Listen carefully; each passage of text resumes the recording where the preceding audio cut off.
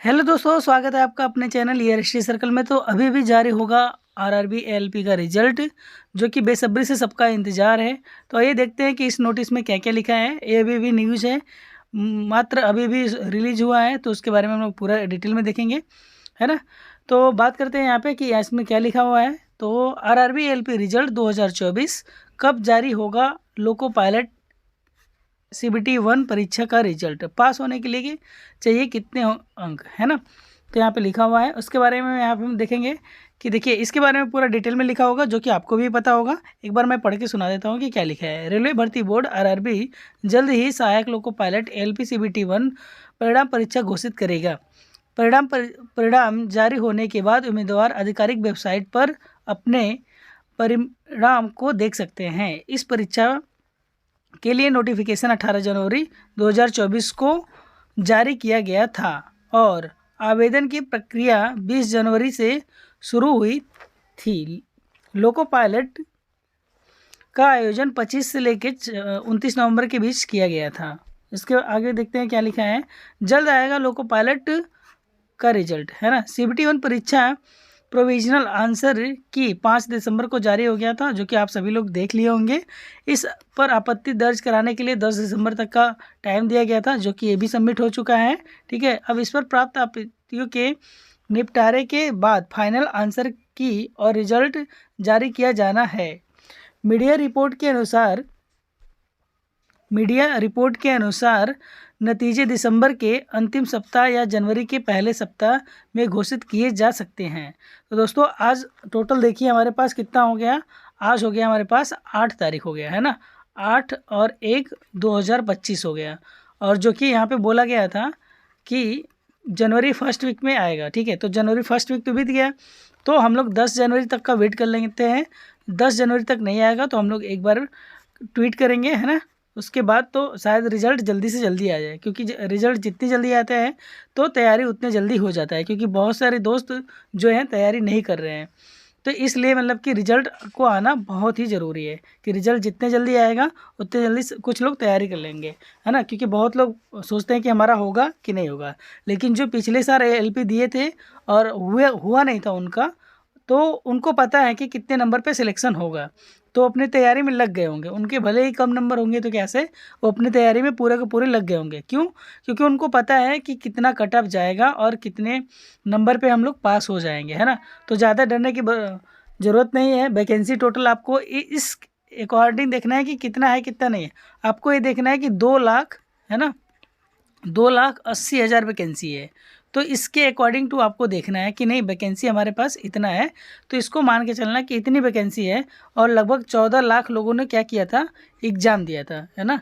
Exam 14 lakh लोगों ने दिया था, तो इसके अकॉर्डिंग टू यहाँ पे कट ऑफ जो जाने वाला है बहुत कम जाएगा।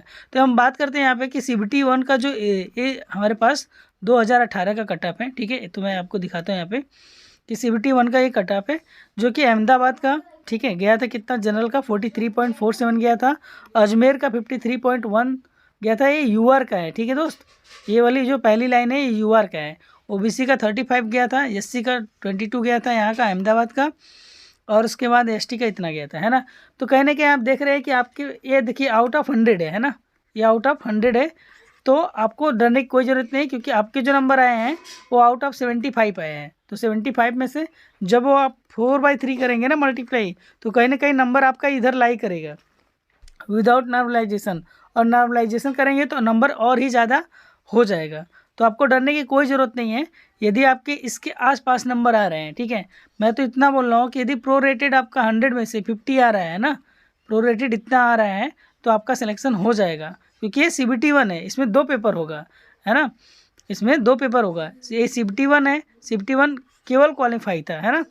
तो आपको पता है कि इसके बाद क्या होगा, CBT 2 होगा हमारे पास। तो CBT 2 में मेन फोकस तो इस पर करना है, क्योंकि मेरिट हमारे इसी से बनेगी, जो मेरिट बनेगी वो हमारा इसी से बनेगा, है ना।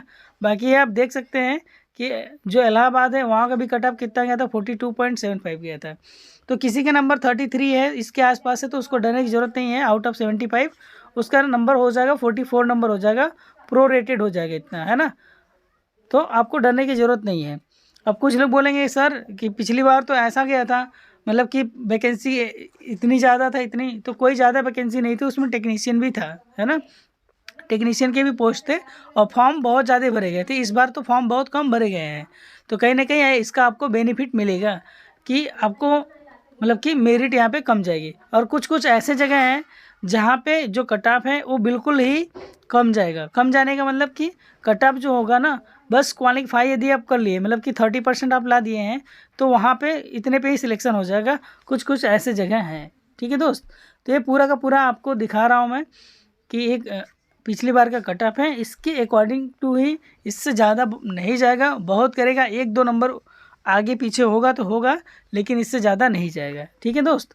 तो आप मतलब कि तैयारी करना स्टार्ट कर दो।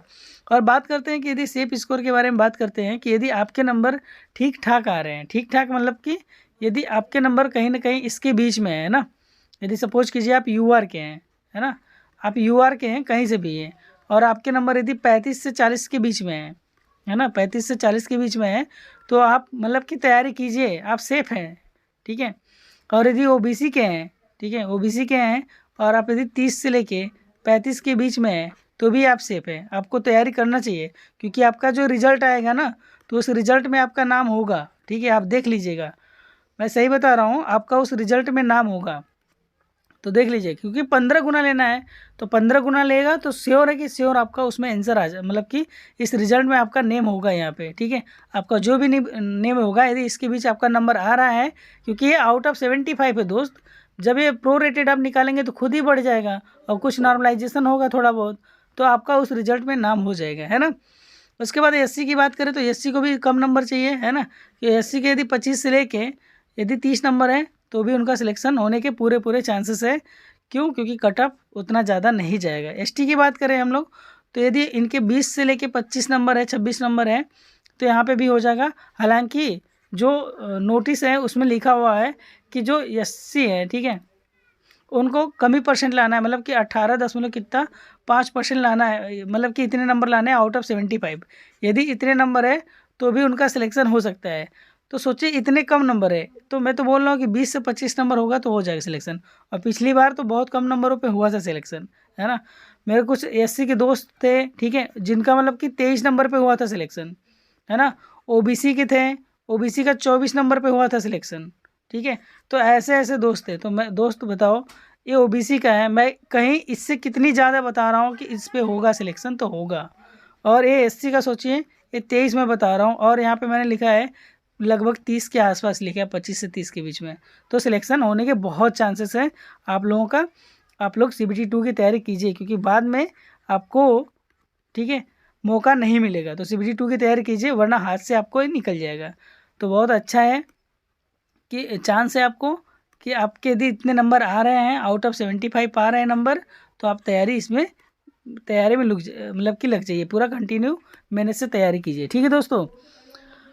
आई होप कि ये चीज़ें आपको समझ में आ गई होंगी। तो देखिए, हम लोग 10 तारीख का वेट कर लेते हैं, 10 जनवरी का, क्योंकि मतलब इसके आसपास शायद हो सकता है कि हमारा जो रिज़ल्ट है वो आ सकता है, ठीक है। और जो नोटिस आया है उसको हम लोग इग्नोर करते हैं, क्योंकि उससे हमारे रिज़ल्ट को लेना देना कुछ भी नहीं है, ठीक है। तो हमारा रिज़ल्ट 10 जनवरी के आसपास आने के पूरे पूरे चांसेस है, ठीक है। तो मिलते हैं नेक्स्ट वीडियो में, तब तक के लिए जय हिंद, जय भारत, ख्याल रखिएगा अपना।